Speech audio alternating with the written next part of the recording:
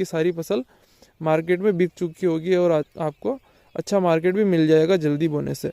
तो क्या है कि आपका जो उत्पादन है वो भी अच्छा होगा, जो फल आएंगे वो ज़्यादा आएंगे जैसी बरसात हुई और आपके फल चालू हो जाएंगे। तो ये पहला राज है कि आपको समय पे बुआई करना है, जिससे कि आपको जो सही मार्केट मिल सके और उत्पादन भी ज़्यादा हो। और दूसरा राज ये है कि आपको पपीते को जो पौधा है वो उसको पानी कम देना है।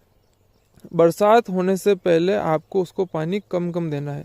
ज़्यादा पानी देने से आपको नुकसान ये है कि जो पौधा है वो आपकी हाइट ले लेगा। पौधा हाइट लेने से मेरा मतलब है अगर वो पौधा ज़्यादा ऊंचाई पर चला जाएगा और तो उसका तना पतला रह जाएगा।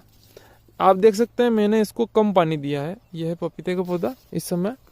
तो मैंने इसको कम कम पानी दिया है। कम पानी देने से क्या है कि इसका जो तना है वो लगातार मोटा होता जा रहा है अब, और जैसी बरसात हुई इसमें फूल आना चालू हो जाएंगे।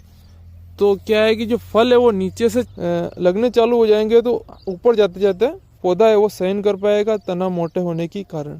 अगर आप इसको पानी देते रहेंगे तो ये हाइट लेता रहेगा और तना इसका पतला रहेगा और फल आएंगे और ऊपर आएंगे। ऊपर आने से क्या है कि इसके गिरने के चांसेस पौधे के ज़्यादा हो जाते हैं।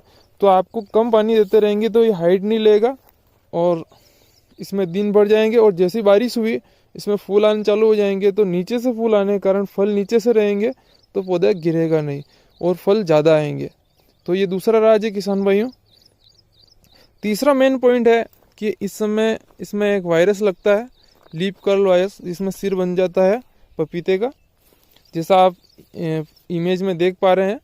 अगर ये आपकी बीमारी आ गई तो समझो आपकी सारी फसल खत्म हो सकती है। तो इसका नियंत्रण किसान भाइयों जैविक नियंत्रण ही है, इसमें केमिकल में अभी तक मेरे को तो इसमें कोई आइडिया नहीं है। और जब जो भी किसान भाई हमारे यहाँ पर करते हैं वो जैविक तरीके से इसको नियंत्रित करते हैं।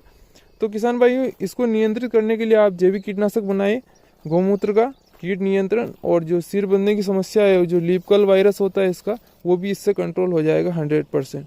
तो ये तीसरा रास्ता। चौथा ये है कि आपको अगर आप जो पौधे हैं अगर वो आपने ड्रिप से नहीं लगाए हैं और अगर आपने नाली बनाकर पौधे लगाए हैं पपीते के, जब उसमें पूरा पानी जाता है नाली के अंदर, तो क्या है कि जो पौधा है, अगर मान लो कि ये पौधा है आपने ऐसे लगाया है, अगर उधर से पानी आ रहा है और यहाँ से अगर ये कचरा आ गया तिरछा, तो पौधा क्या है झुक जाता है। अगर वो झुक कर चलेगा तो तना उसका मुड़ा हुआ रहेगा। मुड़ा होने के कारण क्या है कि वो शुरू में अगर मुड़ गया तो वो बाद तक अगर मुड़ा हुआ रहेगा वो, और उसमें फल आएंगे, अगर फल की क्वांटिटी ज़्यादा हो गई उससे ऊपर तो 100% गिर जाएगा। तो इस चीज़ का आपको ध्यान रखना है। अगर आप नाली से अगर पानी दे रहे हैं तो आपकी नाली में कचरा नहीं जाना चाहिए, मतलब कि उसमें जो भी अगर पत्ते उत्ते बह रहे हैं तो आपको उसको साइड में कर देना है। अगर आप इस चीज़ का भी ध्यान रखेंगे तो आपका उत्पादन अच्छा होगा। नहीं तो क्या है कि पपीते में गिरने की समस्या बहुत ज़्यादा होती है। तो किसान भाइयों इस चीज़ का भी विशेष ध्यान रखें आप। और जो पांचवा ये है कि आपको पपीते खेत में कभी भी खरपतवार नहीं उगने देना है, खास करके बारिश के मौसम में। कि आप अगर खरपतवार आपके खेत में उग रहा है तो निश्चित रूप से वहाँ पर जो मच्छर है वो पनप रहे होते हैं, और जो मच्छर वहाँ पर वो रह रहे होते हैं। तो क्या है कि मच्छर के रहने से इसके जो लीफ कर्ल की समस्या है वो काफ़ी ज़्यादा बढ़ सकती है। तो उस चीज़ का आपको ध्यान रखना है कि आपको खरपतवार उगने नहीं देना है। और इसके साथ आपको जो सह फसल लेनी है वो बरसात के समय में गेंदा लेनी है। लेंगे तो 100% आपको फ़ायदा अच्छा होगा। उसका राज ये है कि जो गेंदा है वो निमोटेड को कंट्रोल कर लेता है, और इसमें कोई अतिरिक्त मतलब आप कह सकते हैं कि इसके अलावा इसका कोई तोड़ नहीं है। निमोटेड होता है कि जड़ के अंदर आप देखते हैं कोई सी भी बेल वाली फसल होती है, बैंगन हो गए, पेड़ हो गए, कोई सा भी, उसके जो जड़ों में अनायासी गांठें बनने लगती है। आपने देखा होगा, आपने कभी भी जो बेल वाली फसलें हैं उसको उखाड़ा होगा तो वहाँ गठाने बन जाती है।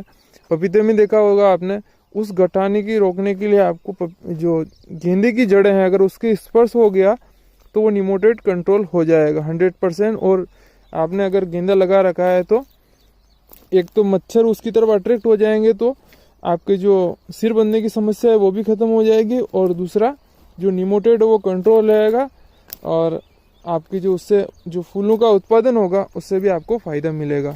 पपीते की खेती में आपको टमाटर, भिंडी, बैंगन, कद्दू, लौकी वगैरह की जो आपकी फसल है वो आपको नहीं लेना है, क्योंकि इसके पत्तों पर जो मच्छर है वो पनपते रहते हैं, खासकर बारिश के मौसम में।